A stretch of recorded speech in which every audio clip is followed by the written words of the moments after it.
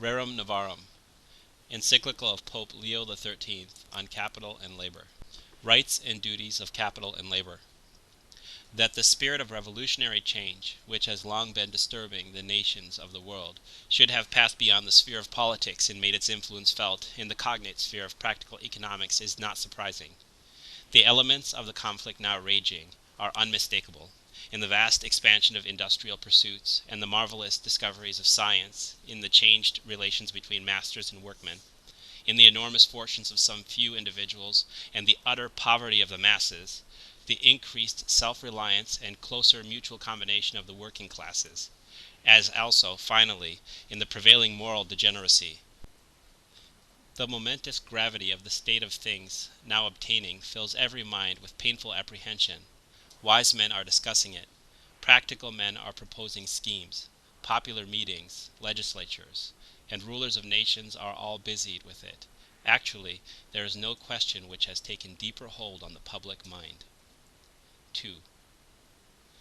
Therefore, venerable brethren, as on former occasions when it seemed opportune to refute false teachings, we have addressed you in the interest of the Church and of the common weal, and have issued letters bearing on political power, human liberty, the Christian constitution of the state, and like matters.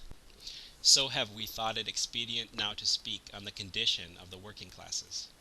It is a subject on which we have already touched more than once incidentally. But in the present letter, the responsibility of the apostolic office urges us to treat the question of set purpose and in detail, in order that no misapprehension may exist as to the principles which truth and justice dictate for its settlement. The discussion is not easy, nor is it void of danger. It is no easy matter to define the relative rights and mutual duties of the rich and of the poor, of capital and of labor, and the danger lies in this, that crafty agitators are intent on making use of these differences of opinion to pervert men's judgment and to stir up the people to revolt. 3. In any case, we clearly see, and on this there is general agreement, that some opportune remedy must be found quickly for the misery and wretchedness pressing so unjustly on the majority of the working class. For the ancient workingmen's guilds were abolished in the last century, and no other protective organizations took their place. Public institutions and the laws set aside the ancient religion. Hence, by degrees, it has come to pass that working men have been surrendered, isolated, and helpless, to the hard-heartedness of employers and the greed of unchecked competition. The mischief has been increased by rapacious usury, which, although more than once condemned by the Church, is nevertheless, under a different guise, but with like injustice, still practiced by covetous and grasping men. To this must be added that the hiring of labor and the conduct of trade are concentrated in the hands of comparatively few, so that a small number of very rich men have been able to lay upon the teeming masses of the laboring poor a yoke little better than that of slavery itself. 4. To remedy these wrongs, the socialists, working on the poor men's envy of the rich, are striving to do away with private property, and contend that individual possessions should become the common property of all, to be administered by the state or by municipal bodies. They hold that by thus transferring property from private individuals to the community, the present mischievous state of things will be set to right, inasmuch as each citizen will then get his fair share of whatever there is to enjoy. But their contentions are so clearly powerless to end the controversy that were they carried into effect, the working man himself would be among the first to suffer. They are, moreover, emphatically unjust, for they would rob the lawful possessor, distort the functions of the state, and create utter confusion in the community. 5. It is surely undeniable that when a man engages in remunerative labor, the impelling reason and motive of his work is to obtain property, and thereafter to hold it as his very own. If one man hires out to another his strength or skill, he does so for the purpose of receiving in return what is necessary for the satisfaction of his needs. He therefore expressly intends to acquire a right full and real, not only to the remuneration, but also to the disposal of such remuneration, just as he pleases. Thus, if he lives sparingly, saves money, and for greater security invests his savings in land, The land in such case is only his wages under another form, and consequently a working man's little estate thus purchased should be as completely at his full disposal as are the wages he receives for his labor. But it is precisely in such power of disposal that ownership obtains, whether the property consists of land or chattels. Socialists, therefore, by endeavoring to transfer the possession of individuals to the community at large, strike at the interests of every wage earner, since they would deprive him of the liberty of disposing of his wages, and thereby of all hope and possibility of increasing his resources and of bettering his conditions in life. 6. What is of far greater moment, however, is the fact that the remedy they propose is manifestly against nature, for every man has by nature the right to possess property as his own. This is one of the chief points of distinction between man and the animal creation, for the brute has no power of self-direction, but is governed by two main instincts, which keep his powers on the alert, impel him to develop them in a fitting manner, and stimulate and determine him to action without any power of choice. One of these instincts is self-preservation, the other the propagation of the species. Both can attain their purpose by means of things which lie within range. Beyond their verge the brute creation cannot go, for they are moved to action by their senses only, and in the special direction which these suggest. But with man it is wholly different. He possesses, on the one hand, the full perfection of the animal being, and hence enjoys at least as much as the rest of animal kind the fruition of things material. But animal nature, however perfect, is far from representing the human being in its completeness, and is, in truth, but humanity's humble handmaid, made to serve and obey. It is the mind, or reason, which is the predominant element in us, who are human creatures. It is this which renders a human being human, and distinguishes him essentially from the brute. And on this very account, that man alone among the animal creation is endowed with reason, it must be within his right to possess things not merely for temporary and momentary use, as other living things do, but to have and to hold them in stable and permanent possession. He must have not only things that perish in the use, but those also which, though they have been reduced into use, continue for further use in after time. 7. This becomes still more clearly evident if man's nature be considered a little more deeply. For man, fathoming by his faculty of reason matters without number, linking the future with the present, and being master of his own acts, guides his ways under the eternal law and the power of God, whose providence governs all things. Wherefore, it is in his power to exercise his choice not only as to matters that regard his present welfare, but also about those which he deems may be for his advantage in time yet to come. Hence, man not only should possess the fruits of the earth, but also the very soil, inasmuch as from the produce of the earth he has to lay by provisions for the future. Man's needs do not die out, but forever recur. Although satisfied today, they demand fresh supplies for tomorrow. Nature, accordingly, must have given to man a source that is stable and remaining always with him, from which he might look to draw continual supplies. And this stable condition of things he finds solely in the earth and its fruits. There is no need to bring in the state.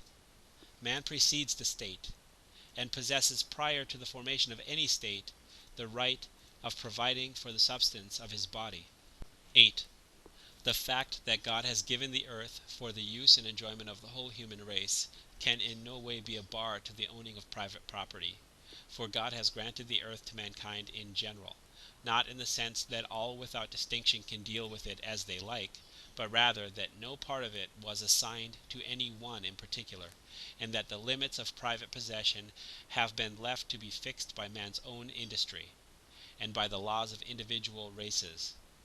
Moreover, the earth, even though apportioned among private owners, ceases not thereby to minister to the needs of all, inasmuch as there is no one who does not sustain life from what the land produces.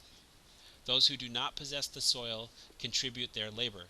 Hence, it may truly be said that all human subsistence is derived either from labor on one's own land or from some toil, some calling, which is paid for either in the produce of the land itself, or in that which is exchanged for what the land brings forth. 9. Here, again, we have further proof that private ownership is in accordance with the law of nature. Truly, that which is required for the preservation of life and for life's well-being is produced in great abundance from the soil, but not until man has brought it into cultivation and expended upon it his solicitude and skill. Now, when man thus turns the activity of his mind and the strength of his body towards procuring the fruit of nature, by such act he makes his own that portion of nature's field which he cultivates, that portion on which he leaves, as it were, the impress of his personality. And it cannot but be just that he should possess that portion as his very own, and have a right to hold it without any one being justified in violating that right. 10. So strong and convincing are these arguments that it seems amazing that some should now be setting up anew certain obsolete opinions in opposition to what is here laid down. They assert that it is right for private persons to have the use of the soil and its various fruits, but that it is unjust for any one to possess outright either the land on which he has built or the estate which he has brought under cultivation. But those who deny these rights do not perceive that they are defrauding man of what his own labor has produced. For the soil which is tilled and cultivated with toil and skill utterly changes its condition. It was wild before, now it is fruitful, was barren, but now brings forth in abundance. That which has thus altered and improved the land becomes so truly part of itself as to be in great measure indistinguishable and inseparable from it. Is it just that the fruits of a man's own sweat and labor should be possessed and enjoyed by any one else? As effects follow their cause, so is it just and right that the result of labor should belong to those who have bestowed their labor. 11. With reason, then, the common opinion of mankind, little affected by the few dissentients who have contended for the opposite view, has found in the careful study of nature and in the laws of nature the foundations of the division of property, and the practice of all ages has consecrated the principle of private ownership as being preeminently in the conformity with human nature, and as conducing in the most unmistakable manner to the peace and tranquillity of human existence. The same principle is confirmed and enforced by the civil laws which, so long as they are just, derive from the law of nature their binding force. The authority of the divine law adds its sanction, forbidding us in severest terms even to covet that which is another's. Thou shalt not covet thy neighbor's wife, nor his house, nor his field, nor his manservant, nor his maidservant, nor his ox, nor his ass, nor anything that is his. 12. The rights here spoken of, belonging to each individual man, are seen in much stronger light when considered in relation to man's social and domestic obligations. In choosing a state in life, it is indisputable that all are at full liberty to follow the counsel of Jesus Christ as to observing virginity, or to bind themselves by the marriage tie. No human law can abolish the natural and original right of marriage, nor in any way limit the chief and principal purpose of marriage, ordained by God's authority from the beginning: increase and multiply. Hence, we have the family, the society of man's house, a society very small, one must admit, but none the less a true society, and one older than any state. Consequently, it has rights and duties peculiar to itself, which are quite independent of the state. 13. That right to property, therefore, which has been proved to belong naturally to individual persons, must in like wise belong to a man in his capacity of head of a family. Nay, that right is all the stronger in proportion as the human person receives a wider extension in the family group. It is a most sacred law of nature that a father should provide food and all necessaries for those whom he has begotten. And, similarly, it is natural that he should wish that his children, who carry on, so to speak, and continue his personality, should be by him provided with all that is needful to enable them to keep themselves decently from want and misery amid the uncertainties of this mortal life. Now, in no other way can a father effect this except by ownership of productive property, which he can transmit to his children by inheritance. A family, no less than a state, is, as we have said, a true society, governed by an authority peculiar to itself, that is to say, by the authority of the father. Provided, therefore, the limits which are prescribed by the very purpose for which it exists be not transgressed, the family has at least equal rights with the state in the choice and pursuit of the things needful to its preservation and its just liberty. We say at least equal rights, for inasmuch as the domestic household is antecedent, as well in ideal as in fact, to the gathering of men into a community, the family must necessarily have rights and duties which are prior to those of the community, and founded more immediately in nature. If the families, on entering into association and fellowship, were to experience hindrance in a commonwealth instead of help, and were to find their rights attacked instead of being upheld, society would rightly be an object of detestation rather than of desire. 14. The contention, then, that the civil government should at its option intrude into and exercise intimate control over the family and the household is a great and pernicious error. True, if a family finds itself in exceeding distress, utterly deprived of the counsel of friends, and without any prospect of extricating itself, it is right that extreme necessity be met by public aid, since each family is a part of the commonwealth. In like manner, if within the precincts of the household there occur grave disturbances of mutual rights, public authority should intervene to force each party to yield to the other its proper due. For this is not to deprive citizens of their rights, but justly and properly to safeguard and strengthen them. But the rulers of the commonwealth must go no further. Here nature bids them stop. Paternal authority can be neither abolished nor absorbed by the state, for it has the same source as human life itself. The child belongs to the father, and is, as it were, the continuation of the father's personality, and speaking strictly, the child takes its place in civil society not of its own right, but in its quality as a member of the family in which it is born. And for the very reason that the child belongs to the father, it is, as St. Thomas Aquinas says, before it attains the use of free will, under the power and the charge of its parents. The socialists, therefore, in setting aside the parent and setting up a state supervision, act against natural justice, and destroy the structure of the home. 15. And in addition to injustice, it is all too evident what an upset and disturbance there would be in all classes, and to how intolerable and hateful a slavery citizens would be subjected. The door would be thrown open to envy, to mutual invective, and to discord.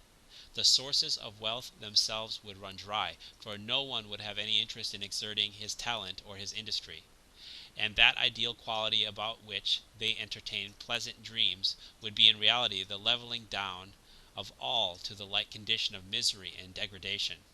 Hence, it is clear that the main tenet of socialism, community of goods, must be utterly rejected, since it only injures those whom it would seem meant to benefit, is directly contrary to the natural rights of mankind, and would introduce confusion and disorder into the commonwealth. The first and most fundamental principle, therefore, if one would undertake to alleviate the condition of the masses, must be the inviolability of private property. This being established, we proceed to show where the remedy sought for must be found. 16.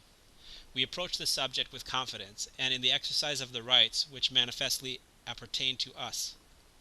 For no practical solution in this question will be found apart from the intervention of religion and of the Church. It is we who are the chief guardians of religion and the chief dispensers of what pertains to the Church, and by keeping silence we would seem to neglect the duty incumbent on us. Doubtless this most serious question demands the attention and the efforts of others besides ourselves, to wit, of the rulers of states, of employers of labor, of the wealthy, of the working classes themselves, for whom we are pleading. But we affirm without hesitation that all the strivings of men will be in vain if they leave out the Church. It is the Church that insists on the authority of the gospel, upon those teachings whereby the conflict can be brought to an end, or rendered at least far less bitter. The Church uses her effort not only to enlighten the minds, but to direct by her precepts the life and conduct of each and all. The Church improves and betters the condition of the working man by means of numerous organizations, does her best to enlist the services of all classes in discussing and endeavoring to further in the most practical way the interests of the working classes, and consider that for this purpose recourse should be had, in due measure and degree, to the intervention of the law and the state authority. 17. It must be first of all recognized that the condition of things inherent in human affairs must be borne with, for it is impossible to reduce civil society to one dead level. Socialists may in that intent do their utmost, but all striving against nature is in vain. There naturally exists among mankind manifold differences of the most important kind. People differ in capacity, skill, health, strength. The unequal fortune is a necessary result of unequal condition. Such inequality is far from being disadvantageous, either to individuals or to the community. Social and public life can only be maintained by means of various kinds of capacity for business and the playing of many parts, and each man, as a rule, chooses the part which suits his own peculiar domestic condition. As regards bodily labor, even had man never fallen from the state of innocence, he would not have remained wholly idle. But that which would then have been his free choice and his delight became afterwards compulsory, and the painful expiation for his disobedience. Cursed be the earth in thy work, in thy labor thou shalt eat of it all the days of thy life. 18. In like manner, the other pains and hardships of life will have no end or cessation on earth, for the consequences of sin are bitter and hard to bear, and they must accompany man so long as life lasts. To suffer and to endure, therefore, is the lot of humanity. Let them strive as they may, no strength and no artifice will ever succeed in banishing from human life the ills and troubles which beset it. If any there are who pretend differently, who hold out to a hard-pressed people the boon of freedom from pain and trouble, in undisturbed repose and constant enjoyment, they delude the people and impose upon them, and their lying promises will only one day bring forth evils worse than the present. Nothing is more useful than to look upon the world as it really is, and at the same time to seek elsewhere, as we have said, for the solace to its troubles. 19. The great mistake made in regard to the matter now under consideration is to take up with the notion that class is naturally hostile to class, and that the wealthy and the working man are intended by nature to live in mutual conflict. So irrational and so false is this view that the direct contrary is the truth.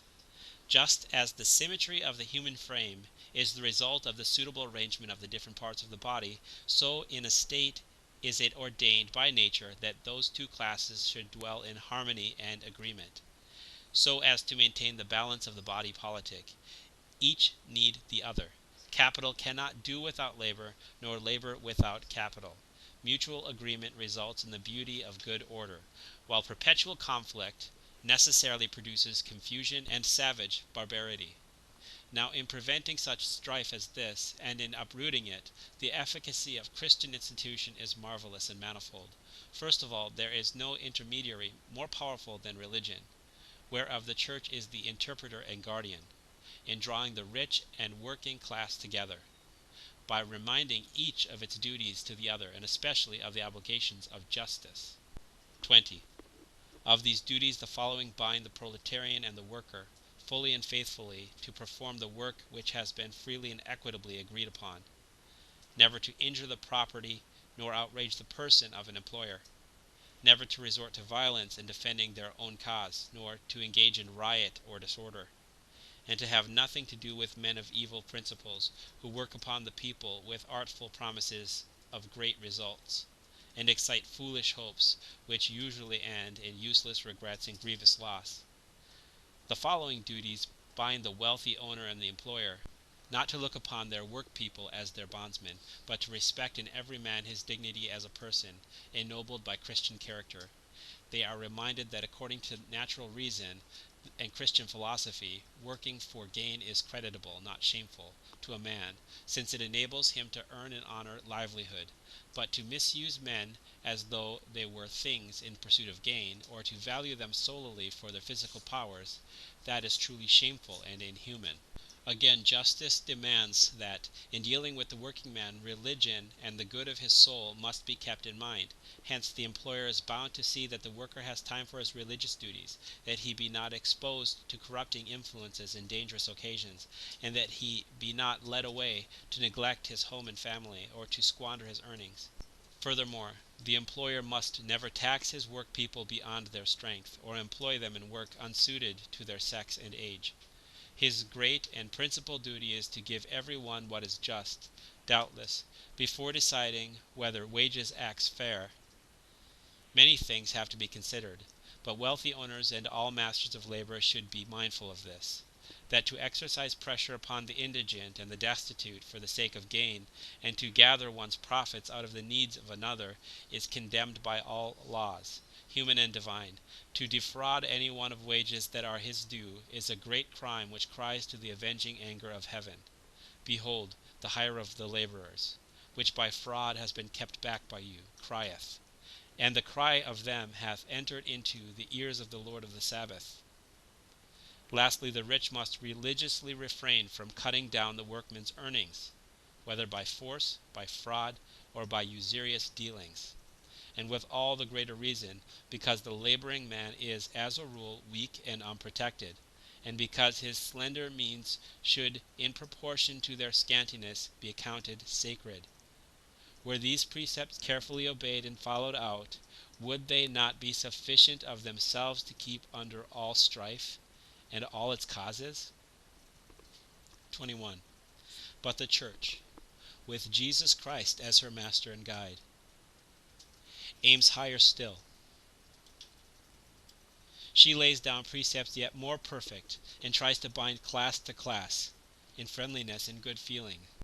The things of earth cannot be understood or valued aright without taking into consideration the life to come, the life that will know no death.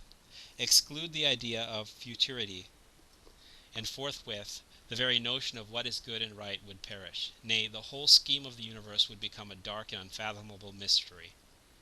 The great truth which we learn from nature herself is also the grand Christian dogma on which religion rests as on its foundation, that when we have given up this present life, then shall we really begin to live. God has not created us for the perishable and transitory things of earth, but for the things heavenly and everlasting. He has given us this world as a place of exile, and not as our abiding place.